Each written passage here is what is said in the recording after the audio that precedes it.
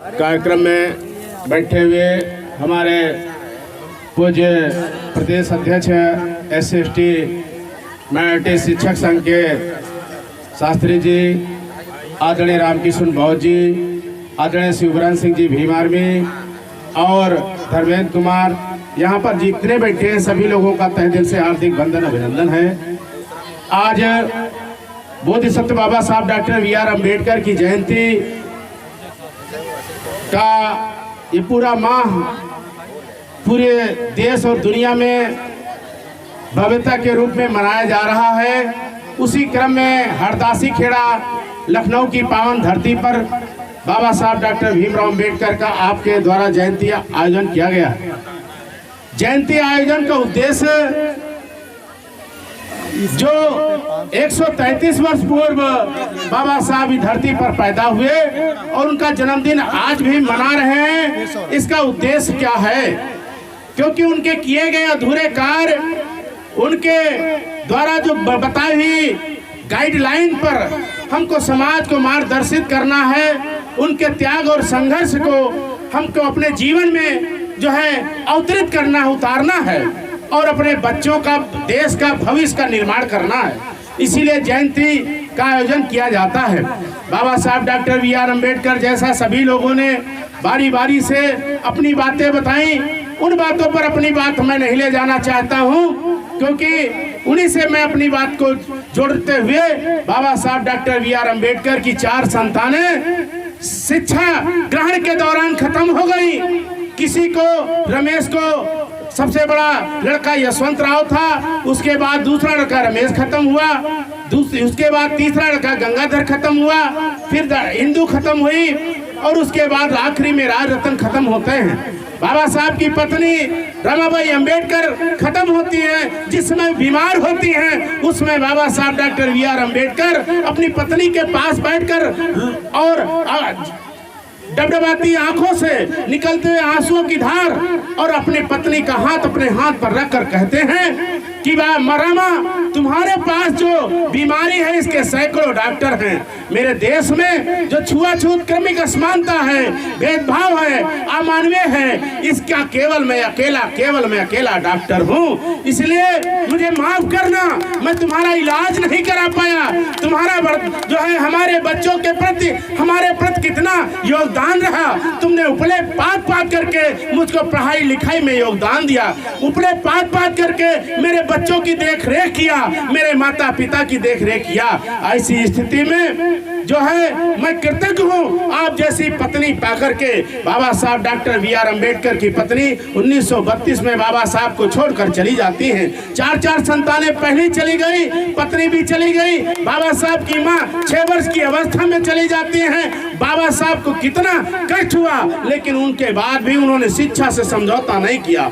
क्या आज वर्तमान परिवेश में हम अपने बच्चों को शिक्षित करने के लिए उतना ही कष्ट और कठिन परिश्रम करके पढ़ाने की ओर ले जा रहे हैं? हमारा नैतिक कर्तव्य है, समाज के प्रति नैतिक कर्तव्य है कि जिस गांव गली से मैं पढ़ करके आया हूं और इस शहरों में बड़े बड़े मकान बनाया है, मेरी जिम्मेदारी है। क्योंकि मैं पूरे 100 लोगों में 23 लोगों का आरक्षण हमको मिला है। 100 में 73 लोग 77 लोग रह गए हैं। उन रहे हुए लोगों के प्रति जो कामयाब लोगों का की जिम्मेदारी है। प्रतिनिधित्व का मतलब ये नहीं है कि हम नौकरी पा गए, बड़े मकान बना लिए, AC में रहने लगे, अपने बच्चों को पढ़ा लें, अपने भाई भतीजे को, अपने रिश्तेदार को वहीं पर छोड़ दें। मेरा नैतिक कर्तव्य है, समाज का नैतिक कर्तव्य है, मुझसे छूटा हुआ परिवार का। सबसे पहले मैं नहीं कहता हूँ कि जब रोड पे चलते हुए किसी अनजान आदमी को पढ़ाइए। सबसे पहला आपका कर्तव्य है कि आपके बड़े भाई जो आपके पढ़ाई के दौरान उन्होंने खेती करके आपको पढ़ाने बढ़ाने का काम किया, सबसे पहले अगर आप कामयाब हो गए तो सबसे पहले अपने भाई, अपने बहन के बच्चों को पढ़ाने का काम करें। अगर उससे भी पैसा बचता है तो अपने गांव में स्कूल खुला करके गरीब बच्चों को आगे बढ़ाने का काम करें। गदा अगर आप रिश्तेदारी में जाते हैं तो आपको कोई विधवा मिल जाती है, उसके बाप खत्म हो जाते हैं, तो उसके 1 साल फीस भरने का जब आप काम करेंगे, उसको सही मार्गदर्शन देने का काम करेंगे, तभी आपकी सच्ची श्रद्धांजलि होगी, तभी ये समाज का विकास होगा। बाबा साहब डॉक्टर बी आर अम्बेडकर ने आगरा के चक्की पाट में बौद्ध बिहार में कहा था कि मेरे पढ़े लिखे लोगों ने समाज को और मुझको धोखा देने का काम किया। उस समय बाबा साहब डॉक्टर बी आर अम्बेडकर जो लंदन से पढ़ने के बाद आए थे, 67 लोगों को विदेश पढ़ने भेजा था। 67 लोगों में मात्र 3 लोग भारत में आए थे। अगर वो जो 67 लोग रह गए उनको कोई नहीं जानता है। जो 3 लोग भारत में आए उसमें के.जी. बालाकृष्णन, ज्ञान नारायण और सूरज भान साहब थे। के.जी. बालाकृष्णन भारत के चीफ जस्टिस होकर रिटायर हुए। उन्होंने सूर्य की तरह पूरे भारत में न्याय का जो है परचम लहराने का काम किया। ज्ञान नारायण राष्ट्रपति बनने का काम किया और उन्होंने भी पूरे भारत में एक राष्ट्रपति की गरिमा क्या होती है वो दिखाने का काम किया। पुष्कर मंदिर में जब गए थे तो वहां पर पाखंडियों ने उनको रोकने का काम किया, तो सीआरपीएफ पैरामिलिट्री लगा करके पुजारी को भगाने का काम किया था। आज के रामनाथ कोविंद और द्रौपदी मुर्मू जैसा नहीं। तो इसलिए सूरज भान भी उत्तर प्रदेश के राज्यपाल जैसे बड़े पद से सुशोभित होकर के देश में गरिमा बढ़ाने का काम किया। बाबा साहब डॉक्टर बी आर अम्बेडकर जिस समय संसद में थे, संसदीय प्रणाली में बोल रहे थे, उस समय भी जो है बाबा साहब के अलावा 90 और सांसद थे जो SC/ST के कम्युनिटी से थे। लेकिन क्या SC/ST कम्युनिटी उन 90 लोगों को कोई जानता है?